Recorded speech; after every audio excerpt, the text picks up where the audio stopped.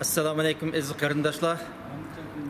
11 ayning 6 kunasi Janvada bo'ladigan namoyishga men o'zim borma, oilamni olib borma va shunaqla men taniydigan atrofimdagi al-og'inlarimni berishga tavsiya qilaman. Chunki bu qatimqi Janvada o'tkazilgan namoyish nihoyatda muhim namoyish. Xitoy tajovuzchilari Sharq Turkistonda vatanimizni besib olib, hozirga qadar qirg'inchilik olib keldi. Xususan, mushu davrlarda bu qirg'inchilikni tasavvur qilib bo'lmaydi. Shu Xitoyninki lagerlarda yetib chiqqan ba'zi ma'lumotlarga qaraganda 5 million, 6 million xalqimizningki shu turmalarda, lagerlarda jazolanayotganligini anglayapmiz. Ya'ni buni anglab turib, chet elda sukut qilib, qulog'imizni yumurib olib, eng aqalli bo'lgan noroziligimiz bo'lgan mushu namoyish qilib chiqamsak, biz o'zimizningki kim bo'lganligimizdan biroz diqqat qilsak, kim bo'lganligimizni o'ylab baqsak, bu qatimqi namoyish nihoyatda muhim. Xitoyni so'roq qiladigan, Xitoyni ma Uyg'urlar nakatdi, nega so'lading?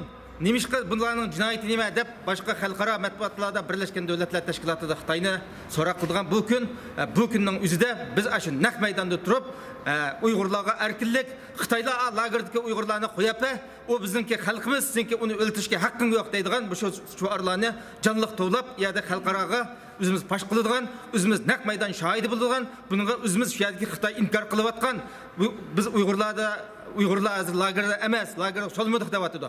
Biz shuningki sohiblari bo'lib, igisi bo'lib, biz bunga guvohlikda naq maydonda bo'lib, uni jonliq isbotlaydigan bu chet eldagi Uyg'urlar, shuning uchun hammamizningki yerda to'liq kelishimizga zarur deb qarayman, hammamizningki to'liq kelishiga ham tavsiya qilaman. Rahmat.